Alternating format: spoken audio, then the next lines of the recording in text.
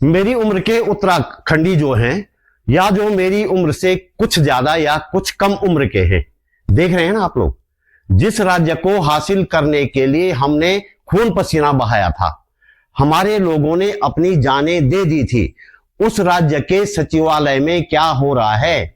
भ्रष्टाचार तो खैर हो ही रहा है, मारपीट भी हो रही है और कुछ लोगों का दावा तो यहां तक है कि जूतम पैजार भी हुई है। ये सब हुआ या नहीं हुआ, इसे तो हम प्रमाणित नहीं कर सकते, लेकिन यदि बात निकली है तो दूर तलक तो जाएगी ही। और हम भी चाहते हैं कि ये बात दूर तलक जाए, ताकि सचिवालय जाकर सच में एक सीनियर IAS के साथ मारपीट की गई है तो आरोपियों को जल्दी से जल्दी कड़ी से कड़ी सजा दिलाई जाए। लेकिन यदि आरोप झूठे हुए तो इस सच और इस झूठ के बीच कई सवाल हैं जो हम सबको अपने अपने स्तर पर पूछने चाहिए, अपने अपने माध्यम से पूछने चाहिए। ऐसे ही कुछ सवालों पर, कुछ आशंकाओं पर बात करेंगे। इस वीडियो में अंत तक बने रहिए।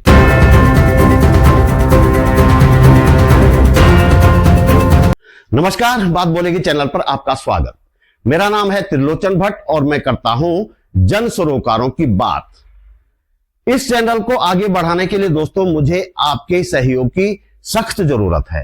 यदि आप समर्थ हैं तो एक छोटी सी राशि आर्थिक सहयोग के रूप में जरूर भेजें, अन्यथा पूरा वीडियो देखकर लाइक करके, कमेंट करके और पहली बार आए हैं तो चैनल को सब्सक्राइब करके मेरा सहयोग करें। उत्तराखंड सचिवालय में ऊर्जा एवं वैकल्पिक ऊर्जा विभाग में वरिष्ठ निजी सचिव कपिल कुमार ने ये शिकायती पत्र SSP देहरादून को भेजा है। शिकायत का लबोलुआब ये है कि 6 नवंबर की शाम को बॉबी पंवार नामक एक व्यक्ति अपने 2 अन्य साथियों के साथ सचिव मीनाक्षी सुंदरम से मिलने गया था। सचिव महोदय ने उन्हें अपने कक्ष में बुलाया तो उन्होंने सचिव के साथ अत्यंत दुर्व्यवहार किया, गाली गलौज की, जान से मारने की धमकी दी। सचिव साहब ने शिकायतकर्ता, ये जो कपिल कुमार हैं, इनको और अपर निजी सचिव अनूप डंगवाल को बुलाकर इन लोगों को बाहर ले जाने के निर्देश दिए। जब इन लोगों को बाहर ले जाया जा रहा था शिकायत के मुताबिक, तो उस समय भी इन लोगों ने इन कर्मचारियों के साथ धक्का मुक्की की, मारपीट की। इस शिकायत के आधार पर उत्तराखंड बेरोजगार संघ के अध्यक्ष बॉबी पंवार और उनके 2 साथियों के खिलाफ पुलिस ने मुकदमा दर्ज कर लिया है। बॉबी पंवार ने अपनी सफाई में यह वीडियो जारी किया है। तकनीकी कारणों से मैं इस वीडियो का जो ऑडियो है वो आपको नहीं सुना पा रहा हूं। बॉबी पंवार के फेसबुक पेज पर यह वीडियो उपलब्ध है, आप देख सकते हैं। बॉबी पंवार की सफाई ये है कि उन्होंने कुछ दिन पहले सचिव मीनाक्षी सुंदरम को UPCL के MD अनिल यादव पर लगे भ्रष्टाचार के आरोपों की एक फाइल सौंपी थी।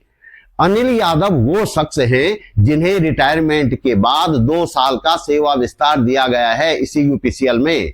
बॉबी पंवार के अनुसार वे इसी फाइल के बारे में बात करने के लिए मीनाक्षी सुंदरम से मिले थे। वे सचिव से अनिल यादव को सेवा विस्तार देने संबंधी सरकारी आदेश की कॉपी मांग रहे थे। शायद बॉबी पंवार कहना चाहते थे कि ये सेवा विस्तार नियमानुसार सरकारी आदेश के तहत दिया गया है या फिर सब कुछ धुप्पल में हो रहा है जैसा इस राज्य में होता आया है।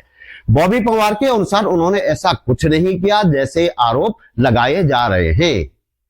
नहीं मालूम कि साहब के केबिन में CCTV कैमरे लगे हैं या नहीं, और लगे हैं तो वे प्रॉपर तरीके से उस समय काम कर रहे थे या नहीं। लेकिन बॉबी पंवार कह रहे हैं कि लगे थे और सचिव महोदय को CCTV की फुटेज सामने लानी चाहिए, सच्चाई का पता चल जाएगा। उनकी इस बात में तो दम है, बशर्ते कि वास्तव में वहां CCTV कैमरे लगे थे और वे काम कर रहे थे प्रॉपर तरीके से। अगला सवाल ये कि क्या सचिवालय की सुरक्षा व्यवस्था इतनी लचर है कि कोई भी व्यक्ति एक सीनियर IAS को धमकी देकर और उनके स्टाफ के साथ मारपीट करके चुपचाप बाहर चला जाता है? यदि सच में ऐसा हुआ था तो सचिव साहब ने सिक्योरिटी को अलर्ट क्यों नहीं किया? इन गुंडों को वहीं का वहीं क्यों नहीं गिरफ्तार करवा लिया? गुंडा शब्द इसलिए इस्तेमाल कर रहा हूं कि कुछ मीडिया रिपोर्ट्स में ऐसा ही लिखा गया है, पढ़ लीजिए। वैसे पत्रकारिता का नियम यह है कि कोर्ट में साबित हुए बिना आप किसी को गुंडा, हत्यारा, चोर, बलात्कारी ये शब्द नहीं कह सकते।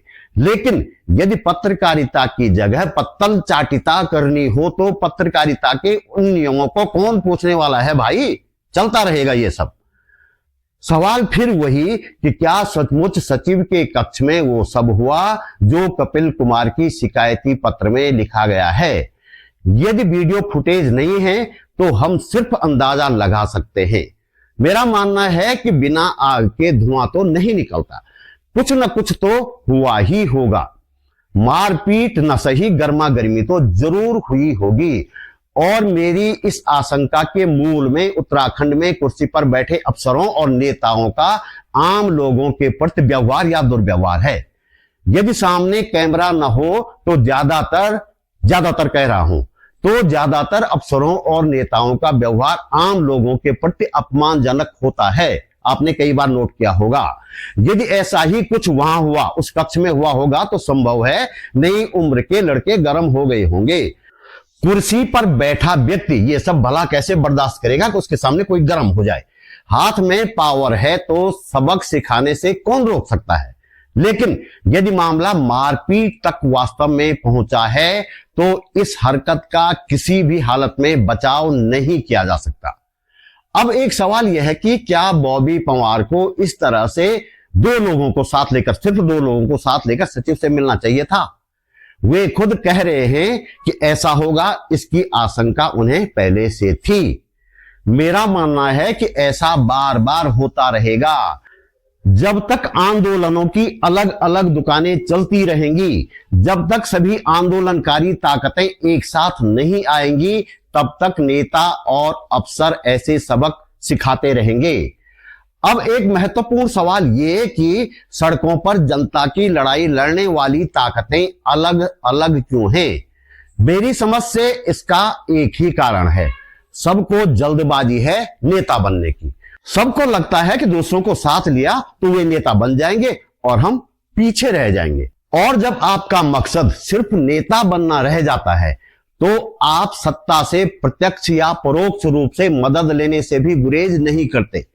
फाइनल नतीजा यह होगा कि या तो आप जन भावनाओं के खिलाफ जाकर सत्ता की गोद में बैठ जाएंगे या सत्ता आपको ऐसी पटकनी देगी कि आप कहीं के नहीं रह जाएंगे।